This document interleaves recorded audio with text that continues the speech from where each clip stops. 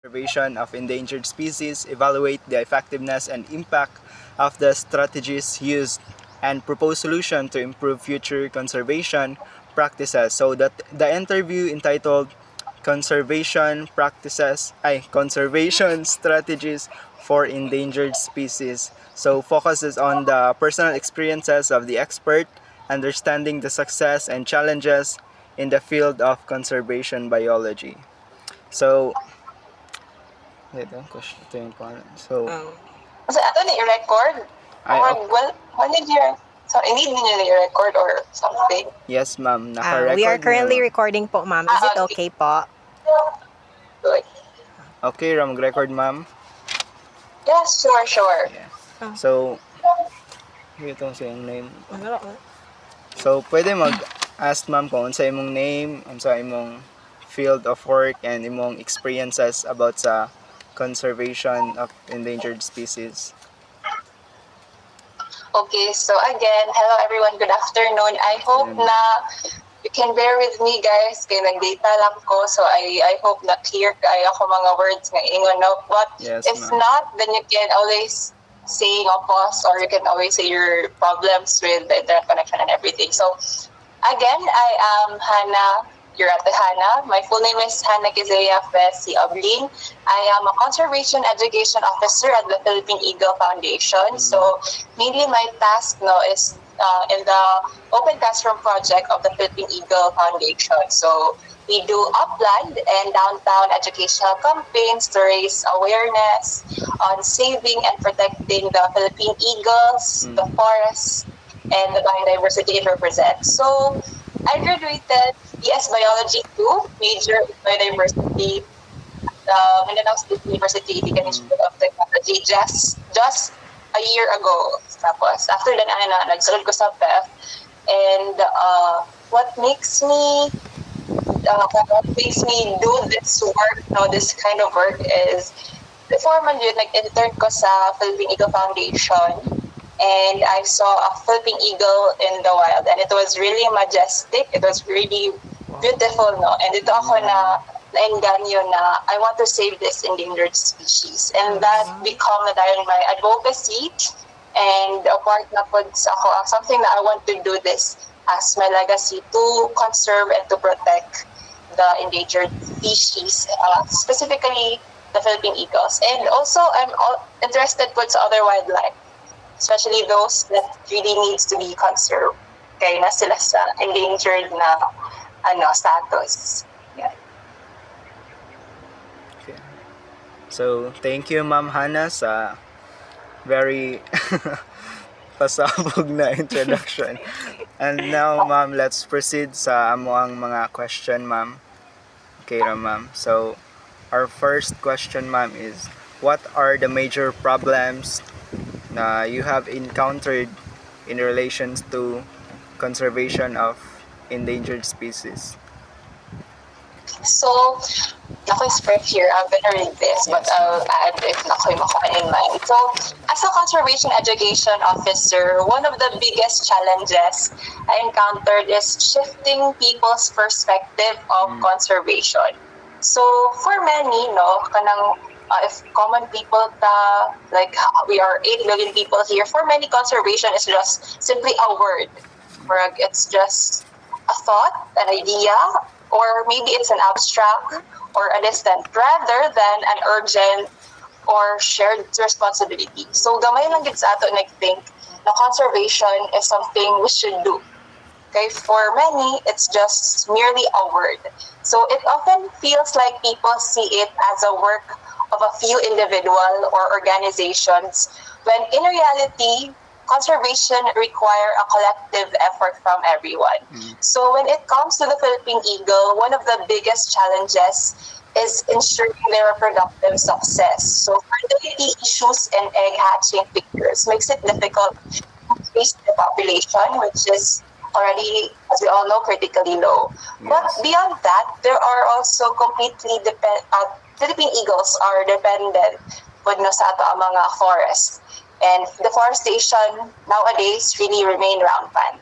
So humans, in our selfish pursuit of economic growth, prioritize buildings, infrastructures, and other developments at the cost of nature. So we forgot that the true wealth is found in our natural resources. So without forests, not only do species like the Philippine eagle suffer, but so we do. So another challenge is also, as a conservation education officer, personally educating people across all age groups is a challenge. Like, kailangan maging different imong approach when you teach children, teens, adults, because awareness and understanding must begin early and continue throughout life. So ignorance of environmental laws is not excuse, and part of our work is making conservation personal to people, helping them see how it connects to their daily lives and future. So those are the challenges that I see as a conservation education officer. So thank you for your sharing your ideas and experiences and challenges in relation to the conservation of endangered species, ma'am. So next, ma'am, is why are these considered problems? These are serious problems because they are irreversible, or dili na gid nato mabalik the damage that it caused when these species are gone. So we cannot really turn back time. Yes. So once a species is lost, it is gone forever. So this is especially alarming for the Philippine eagles, which are edge species. So for your knowledge, edge species are those species na very close na relatives, making them completely irreplaceable sa ato ang nature. So if they disappear, then we don't just lose a bird. We lose millions of years of evolution, which is a key predator in our ecosystem and an important part of natural heritage. So for your knowledge, ang Philippine eagle is very rare. It's the rarest raptor in the world. In fact, sa iyahang as in genus, siya lang din ang only species. Yeah. So that's why it's edge species, and it has very dagan siya mga what do you call this, mga distinguishable features nga naa lang gid sa iyaha, and none na dayo na features sa uban raptors, like its bluish gray eyes. So the Philippine eagles are the only eagles in the world with bluish gray eyes. And what na other species? Some eagles can have brown, some eagles can have red or yellow eyes, but the Philippine eagles lang get ang bluish gray eyes.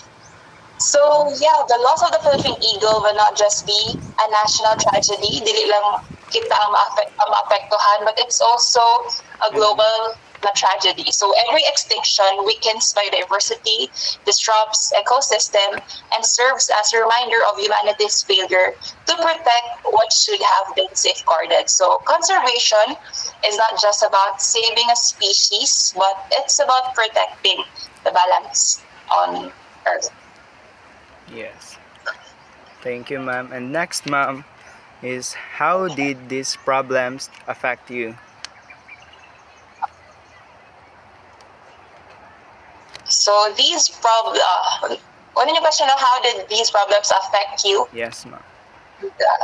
Okay, so actually, it didn't affect me in a negative way. So these challenges don't discourage me, but they fuel my passion and commitment. So instead of being worried, being discouraged, I become more motivated and goal-oriented.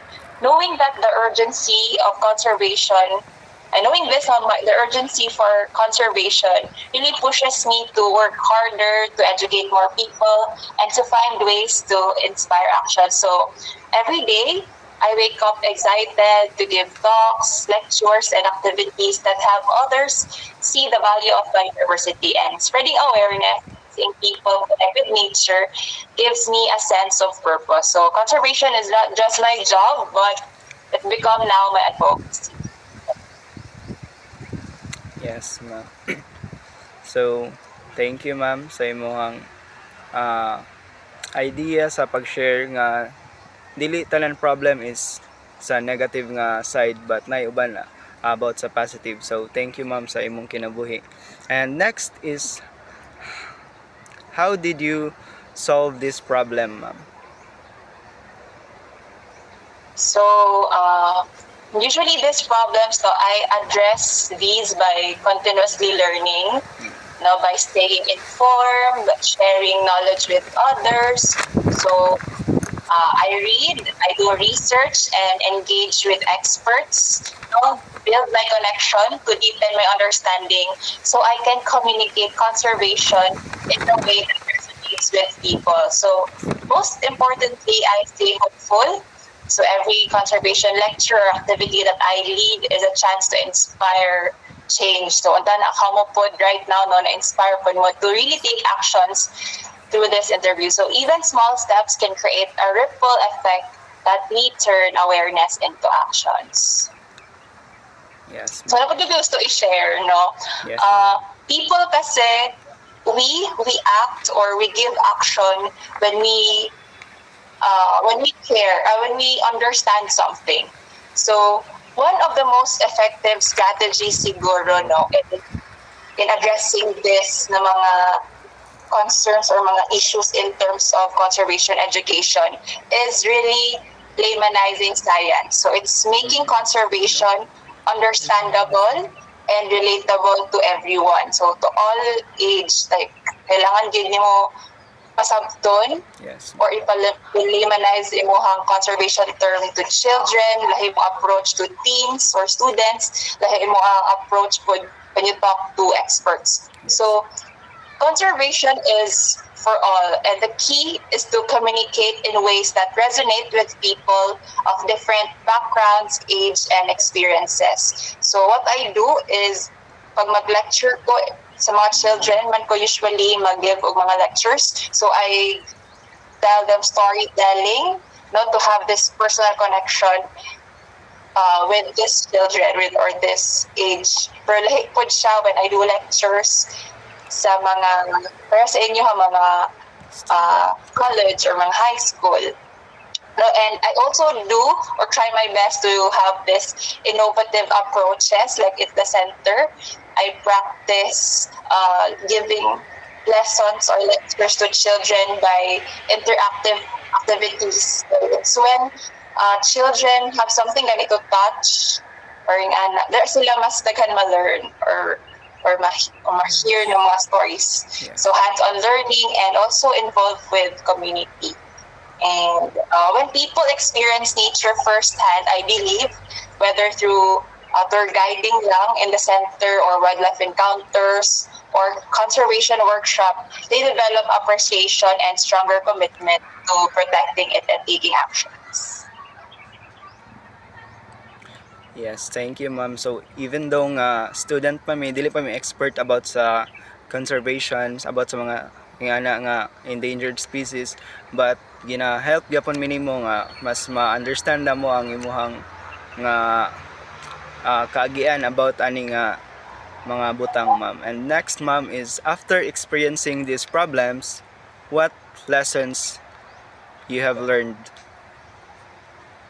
So after experiencing this sort of problems, so I'll use the word realize na lang, no, not na lang learn. So I realize that conservation doesn't always require big or grand actions. So our small efforts do matter. So we can be our own kind of hero by taking simple initiatives, like for example, in our own little ways, mag-spread that awareness, tapos by also making sustainable choices or respecting wildlife laws, we can be heroes in our ways. So I've also realized that change takes time, but persistence is the key. So not everyone will understand conservation right away. They will not understand conservation in a snap, but consistent education and engagement can shift mindsets. Yes. So and I have also a lesson na I learned, and I want to share this with you. So, madugog ba ko ninyo? Yes, ma'am. Okay. So, I want to share this because I think this is critical, this is important, and as biology students, this is needed. So, kita man gid humans, we are the cause of this destruction. We do deforestation, we do hunting. We are somehow we contribute with the climate change and to the natural na mga disasters. No? Humans have caused so much destruction, but we humans have the power to be change makers too. So we are the biggest threats to wildlife, but we can also be the greatest hope. So Yes, ma'am. I've seen firsthand how conservation works when people take action. So since kita man humans ang pasimuno, then we should be the solutions also. No? So at the Philippine Eagle Foundation, we just don't talk about saving eagles. We do our work through our programs. So like we have the conservation breeding para ma-help increase and ma-supplement ang numbers sa mga Philippine eagles in the wild. Then we do research that provide science-based solution. We also have our reforestation programs that help restore the forest habitat of these eagles and other wildlife. And of course, education to raise awareness. So, it's not easy, but when people consider with the shared goal, real change happens. And I've learned that in every effort, or even small na siya, our efforts really count. And I choose to be part of the solution. We all can choose to be part of this. Okay. Ma'am. So, thank you so much, ma'am, for sharing your experiences, and also thank you for helping us to realize that conservation is very important, and also it's not just a like isa lang, but of course with the collaboration of other like organization, and with the help of the locals, we can help this conservation na ma-success siya, even though it will take us a lot of time, but one step at a time lang po. Yes, ma'am. Answer na ko tayo yung mga questions. Yes, Sige, ma'am. may Yes. dungag na mga Yes, ma'am. follow-ups. Very informative. Sure mo ha, basta Yes, ma'am. mag-CC. Yes, Mag-message ra ko, ma'am, if ever na ay additional question. Kalibugan. Sure. Wala.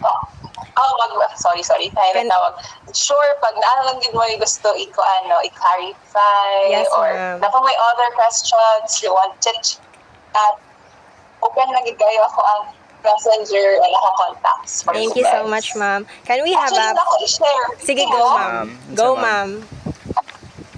Actually, guys, I've... Wait lang yan, wait. Tawag ako balik. Kanang very ironic kaayo na I'm saying passion about conservation, but the truth is, wala tanadayon na to 15 because I'm living theft na.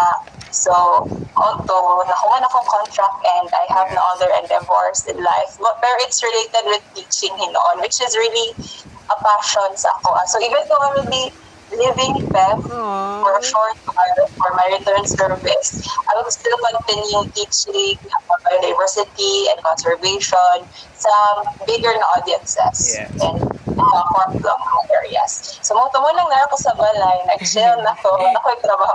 I'm jobless now. I'm unemployed, officially unemployed. Pero excited sa ihatag sa ng opportunity. Yes, ma'am. But I hope you guys, di ba mga biology na mga courses, some of you siguro mag-doctors, no? Yes, ma'am. Wala yung gusto sa Siya, ma'am, eh. works. Doctor. Dili mag... Doctor of Medicine. Veterinary. Okay. Kamo? Med mo? Dili, ma'am. Bio, Bio ma'am. mi, ma'am. Kuan ra mi, ma'am. Okay. Ako, ma'am, kay mag-academe lang, mag-MS and PhD lang. Yes. Ra. Yes, let's go. Ra lang. Gyud, di ay, gyud. I'm also rooting for academe. Man po, that's why nagbiya ko ka sa PEF, pero I really go back to PEF. Mas man jud, if magsulod ka sa academe, mas broader mo hang audience, mas daghan kay ma-learn, and mas ma-apply pa nimo imuhang mga advocacy. And ma-share pa nimo sa mga.